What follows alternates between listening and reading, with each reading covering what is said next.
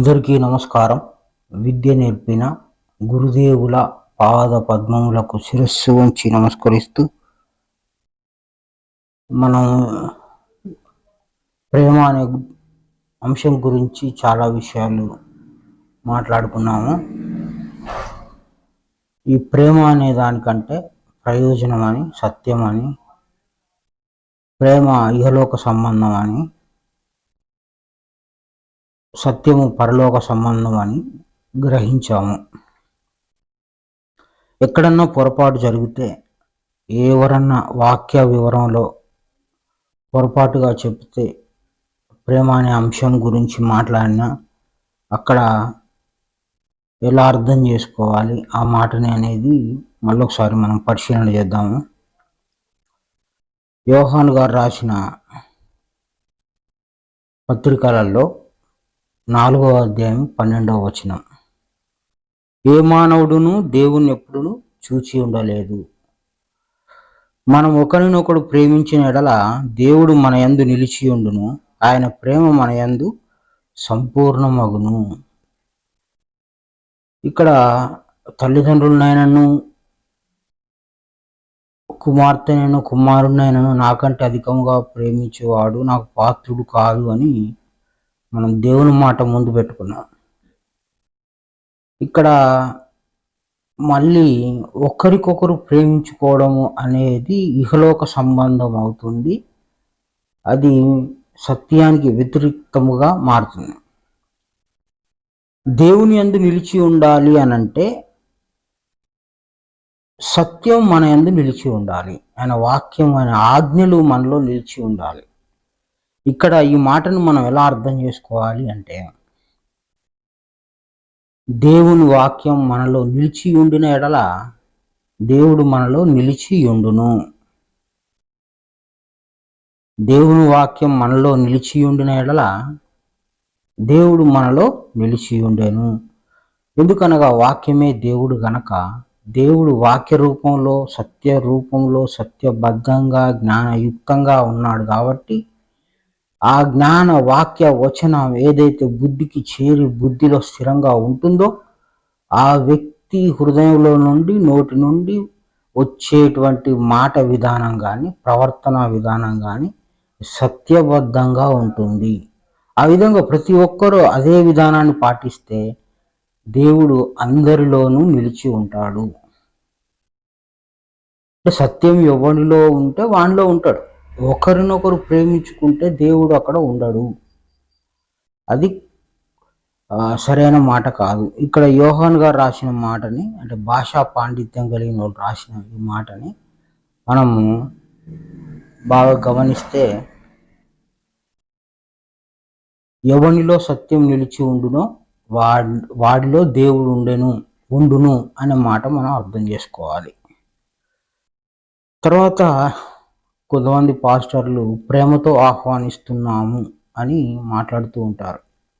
పాంప్లెంట్లలోను, బ్రోచర్స్లోను, పోస్టర్స్లోను, బ్యానర్లలోను ఈ ప్రేమతో ఆహ్వానించేవారు అని రెవరెండో లేకపోతే బిషప్ ఏదో పెడతారు. అంటే ఒక పాస్టర్ని ఆహ్వానిస్తున్నాను దేంతో? ప్రేమతో. ప్రేమ అంటే ఏంది? గుణము అని. ఇహలోకంలో తండ్రినైనను, తల్లినైనను, కుమారునైనను, కుమార్తెనైనను నాకంటే అధికంగా ప్రేమించేవాడు నాకు పాత్రుడు కాదు అన్నప్పుడు నువ్వు ఇంకొక వ్యక్తిని ప్రేమతో ఇన్వైట్ చేస్తున్నావు కాబట్టి దేవుని మాట అక్కడ నువ్వు వ్యతిరేకించినట్లే అవుతుంది.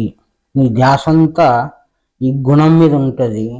ఇంకొక వ్యక్తిని ఆదరించడంలో, ఆహ్వానించడంలో, ఆ వ్యక్తికి ఇహలోక గుణంతో చూడటంలో నీకు ఆ విధానానికి అలవాటు పడిపోతావు. సత్యం నీలో నిలిచి ఉండదు కనుక ఈ ప్రేమతో ఆహ్వానిస్తున్నాము అనే మాట ఒకసారి చూసుకోండి, ఇది సరైనది కాదు. తర్వాత ప్రేమ విందు, అంటే భోజనానికి ప్రేమ విందు అని పెడుతుంటారు. ఈ ప్రేమ అనేది గుణం. విందు ఆహారము, ఆకలి ఉన్న వాళ్ళకి ఆహారం. ప్రేమగా అన్నం పెట్టడం అనేది కరెక్ట్ కాదు. ఆకలితో ఉన్న వారికి అన్నం పెట్టడం అనేది కరెక్ట్, సత్యం. అన్నం ప్రేమగా ఎవడు తినడు, ఆకలి ఉంటే అన్నం తినాలి. కనుక ఈ ప్రేమ అనేది క్షయమైన ఆహారం దగ్గర, క్షయమైనటువంటి తిని సాయంత్రానికి అరిగిపోయి మళ్ళా ఆకలయ్యే అన్నం దగ్గర చూపించే ఈ ప్రేమ ఏదైతే ఉందో, ఇది దేవుని మీద పెట్టుకోండి, దేవుడి మీద ధ్యాస నిలబెట్టుకోండి. అన్నాల మీద ప్రేమలు, కూరల మీద ప్రేమలు, ప్రేమతో ఆహ్వానిస్తున్నాను, ఇవన్నీ సరైనది కాదు. తర్వాత మనం సంఘ కాపరి అనేటువంటి మాటను పరిశీలన చేద్దాం. సంఘమునకు కాపరి, సంఘమునకే కాదు, ఒక వ్యక్తికి కాపరి ఆత్మ. ఒక వ్యక్తికి కాపరి ఆత్మ లేదా క్రీస్తు. కానీ సంఘానికి కాపరి అని ఒక మనిషి పేరు పెట్టుకోవడం అనేది బైబిల్ గ్రంథం చదివిన ఏ మనిషి చేయకూడదు. సంఘ కాపరి, నీ సంఘాన్ని కాపాడుతున్నాను అంటే మనల్ని మనం కాపాడుకునే సామర్థ్యం మనకే లేనప్పుడు ఇంకొకరికి నేను కాపరిని అని చెప్పుకోవడము అది సత్యం కాదు, సరైంది కాదు. అక్కడ మన కంటికి కనపడకుండా అహంకారము పనిచేస్తూ ఉంది. ఇది పరిశీలన చేసుకోవాలి. ఏ వ్యక్తికి కాపరి ఇంకొక వ్యక్తి ఉండడు. ప్రతి వ్యక్తికి కాపరి ఆత్మ, దేవుడే నిజమైన కాపరి. ఇది మనుషులకు పెట్టకూడదు. కాపరి అనే పదము మనిషికి పెట్టకూడదు. తర్వాత ముఖ్య అతిథులు అని కూడా పెడుతూ ఉంటారు. రాజకీయ నాయకులు, ప్రపంచ విధానంలో బతికే వాళ్ళు పెట్టుకుంటే సరే, అది వాళ్ళకి ఇంకా జ్ఞానం తెలియదు, దేవుని దగ్గరికి రాలేదు, దేవుని గ్రంథం దగ్గరికి రాలేదు అనేది మనం చూసుకోవచ్చు. కానీ జ్ఞానం కలిగిన వాళ్ళు ముఖ్య అతిథులు అని పేరు పెట్టి పలాంటి రెవరెండో, పలాంటి బిషప్ అని రాస్తూ ఉంటారు. ఈ అతిథి అనే పదం యొక్క వివరం వాళ్ళకి తెలియకపోవటం చేత ఆ విధంగా రాస్తున్నారు. తిథి అంటే ఒక భాగము అని. తిథి అంటే ఒక భాగం, ముక్క, ఒక పార్ట్. అతిథి అంటే భాగం కాదు. ఈ భాగం కానిది అంటే, భాగం అంటే వేరొకటి కానిది ఏదైతే ఉందో అది కేవలం భగవంతునికే వర్తిస్తుంది. అతిథి అంటే భగవంతుడు అని అర్థం. కనుక అతిథి అనే పేరు త్రేతాయుగంలో రావణ బ్రహ్మకుంటే, ద్వాపర యుగంలో కృష్ణుడికుంటే, కలియుగంలో క్రీస్తుకు మాత్రమే పెట్టుకోవాలి, చెప్పుకోవాలి. అతిథి అనే పదము భగవంతుడికి వర్తిస్తుంది కానీ మనిషికి కాదు.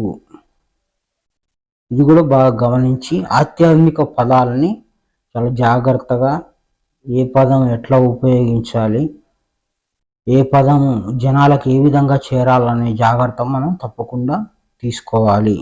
తర్వాత ప్రేమతో ఆరాధిస్తున్నాము అనేటువంటి పాటలు కానీ, ప్రేమతో దేవుని స్తుతిస్తున్నాము, దేవుని ప్రేమ, ప్రేమ దేవుడు అని చాలామంది మాట్లాడుతూ ఉంటారు. కానీ మొదటి ఆజ్ఞ మనం పరిశీలన చేస్తే పూర్ణ మనసుతో, పూర్ణ ఆత్మతో, పూర్ణ హృదయంతో నీ దేవుణ్ణి ఆరాధించాలని ఉంది కానీ ప్రేమతో అని లేదు. మొదటి ఆజ్ఞకి వ్యతిరేక్తంగా నడుచుకోవద్దు. అదేవిధంగా యోహాన్ గారు కూడా చెప్పిన మాట ప్రకారం యథార్థంగా ఆరాధించేవారు ఆత్మతోనూ సత్యంతోనూ ఆరాధించాలి, ప్రేమతో అని లేదు. కాబట్టి ఈ ప్రేమ అనే దాన్ని అధిగమించి, దీన్ని ఇంక వదిలిపెట్టుకునే సమయాన్ని వచ్చినప్పుడు వదిలేసి సత్యాన్ని జాగ్రత్తగా పట్టుకొని ఏ పదాన్ని ఎక్కడ ఎంత జాగ్రత్తగా ఉపయోగించాలి, జ్ఞానయుక్త పదాలన్నీ కూడా దేవుని మాటలు మాట్లాడేటప్పుడు ఉపయోగించి తీరాలి. ప్రేమతో దేవుని ఆరాధించటం కుదరదు, అసత్యము.